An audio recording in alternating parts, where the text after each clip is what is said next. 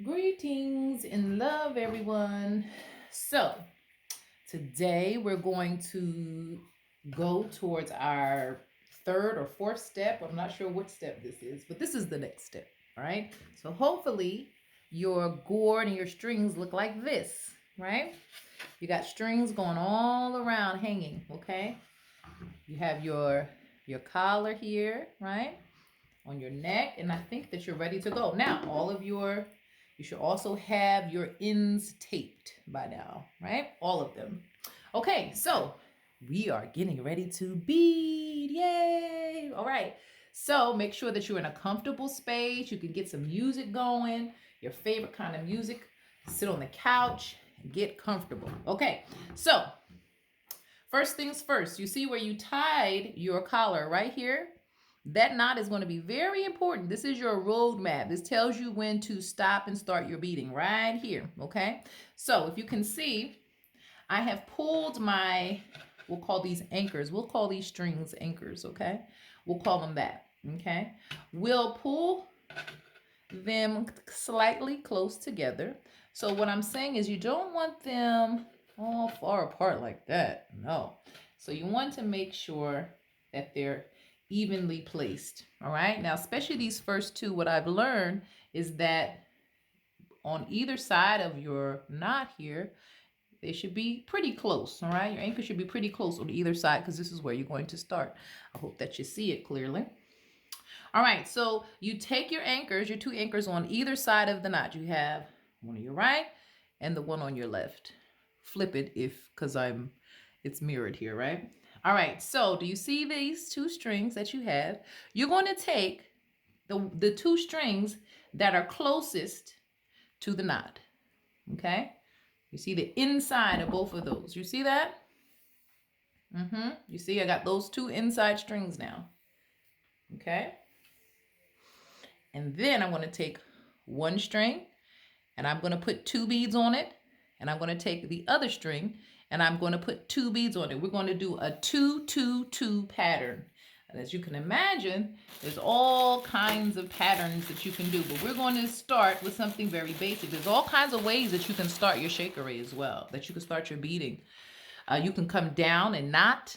You can put beads, 3 beads here. There's all kinds of ways that you can speak to your gourd. So remember, we have these two inside strings.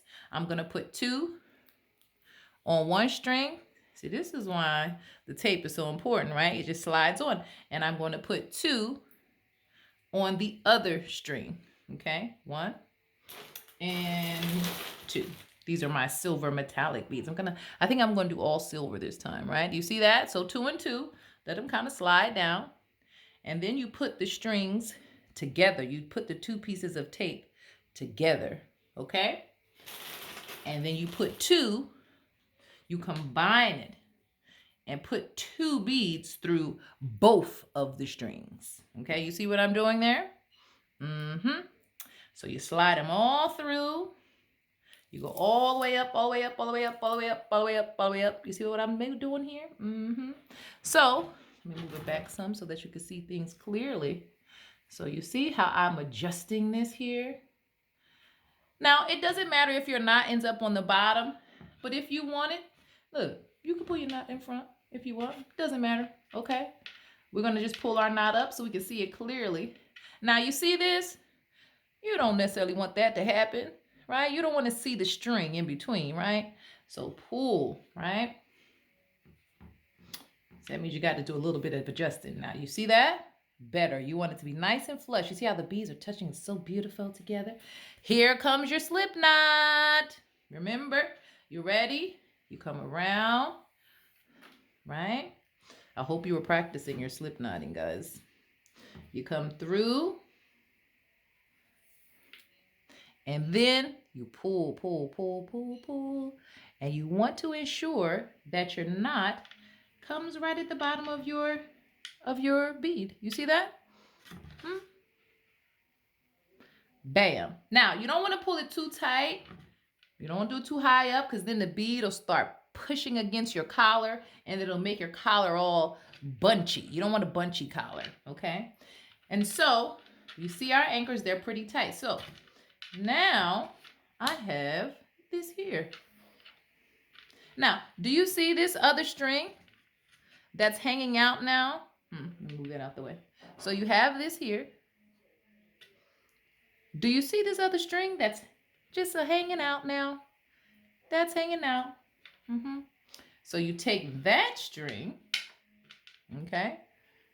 Let me make it so that it's nice and clear for you, okay? Now, you see what I'm also doing? I'm tightening my knots here at the top. I'm tightening my knots at the top because you don't want loose knots like this. You don't want your anchors to be loose like this. You see that? All right. So before you start beading again, on your next anchor, you make sure you pull it so that it's tight. But you don't want your collar to bow. All right, mamas and babas. So again, here we are. We left off here. We got this string here that's hanging out, don't we? It's hanging out. Okay. And just so you know, I'm moving to my right. Okay. This is my right part of my shaker. I'm moving along the shaker ray towards my right side. So I take that string that's hanging out from what I just did. You see, it's extra, just hanging out. And I take my next anchor and I take the inside string of that next anchor. And I put those two strings together. What I'm going to do? 2, 2, 2. Okay? So we have 1, 2. This is why that tape is so important. I have 1, 2, and take your time. You'll get the hang of it. It doesn't matter how slow or how fast you go. It really doesn't. But the more you do it, the better at it you will become. Okay? All right, so I have my 2, 2, 2. I'm going to pull, pull, pull. You see what I'm doing here? You see that? And so immediately when that happens, guess what you got? You got your next string ready and hanging out right there, right? So what do I do now? My slip knot. Slip knot, slip knot, slip knot. So do you see what's happening? We are beading. So from that one, look, remember, you got that string that's hanging out. What do? I go to my next anchor. What do I do first? Make sure that it's tight. Okay, make sure that it's not loose. Take that string that's hanging out from what you just did, and you take the inside of the next anchor. Take those two strings, and what do we do? 2, 2, 2. So you see what's going on here, right? Now, if you want to get fancy, this is where patterns come in. Sometimes people will put one color on this side, a different color on this side, and then a different color when you put your two together.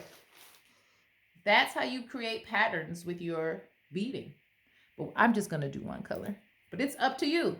Or you could do, this whole thing here could be one color. This here could be a whole different color. It's really up to you. How do you want to create? Okay? So I'm putting my 2 together here. 2. You know, sometimes the beads are a little stubborn, but it's okay. When this starts happening to me, this tells me I have to roll my tape a bit tighter on my string. That's all. You see that? There's my 2, 2, 2. And as you can see, you know, I pull both strings. You see I pull this string, then I pull the other string just to make sure that everything is flowing nicely. Now, you don't want to put them too tight. Remember, don't make your knots too tight underneath your beads, okay? Okay? Just right underneath. Do we see what's happening? Look at what we're doing. Yay, we're beading. So, you would do this, what you're doing, all the way around your gourd until you come on this side of your gourd. Okay? And so when you string all the way around, when you do the 2, 2, 2 all the way around, so here we go, look. Here's my string that's hanging out. And what would I do here? Is that acceptable? Nope. What do I have to do? I have to move that anchor over, okay? And then what do I have to do? Pull it tight, okay? So now you have this string that was hanging out from what you just did and the inside of this one, and you keep going all the way around until you reach here, okay? Now this would be considered the end. If I go all the way around, this would be your first row that you got done. When you make it all the way around back to your knot, that's your first row, okay? And so what you would end up doing is taking this string that is hanging out now from when you first began, and you will have this string left over, okay? And you will finish out your row. So now, I have a small one here that I finished the row. This is my daughter's, my baby girl's sekere, or her gourd. It's not quite sekere yet because it's not finished beading, right? So here's what you do once you finish your row, okay? So remember, this here is your road mat. Now, it doesn't have to be this long. You can cut it, you know, if you don't want these extra strings hanging out with you. You don't need them. Okay, so what do you do now? What do I do now? This is your road map. Remember, you take one string from one side of your knot and you take another string from the other side of your knot. Okay, remember, this is your road map. So look down here. This is one string from one side of the knot, and this is the inside string from the other side of the knot. What do? I put them together, and I simply begin my second row. Now, I'm not going to bead this all the way around because my baby girl doesn't want silver. She wants purple and yellow. But I'm just doing this to show you what your next row would look like. 2, 2, 2. Now again, once you are further along in your sekere journey, you can do all kinds of patterns with your beads. You can do 2, 2, 1, 3, 3, 2, all those things, right? So this is just an example for how your next row is going to look. Do you see that? So as you can see how beautiful, let's see here, this pattern is going to be. Do you see that? Well, just imagine it with yellow beads. Okay? And so you continue to do what we just did. So once you put this one in a slip knot, look at that, look at that. This is hanging out, right? Boop, boop, boop, boop. You will then continue the pattern of what you just did. Grab the inside of each, and then you will go around again. Okay? Until you reach the end of your gourd. Okay? Now, you're not going to go all the way down to the belly button of the gourd. No. You're going to probably stop just enough space so that your beads do not hit your hand as you play. So you have to kind of fit your sekere to your hand, because you don't want to play necessarily and beads are hitting on your palm, okay? So you bead, make as many rows as you need coming down so that the beads do not necessarily hit your hand. Now, some people like their beads tight. Some people like their beads loose. Some people like the beads to hang. And when they play, they bring their hands inside the gourd to play.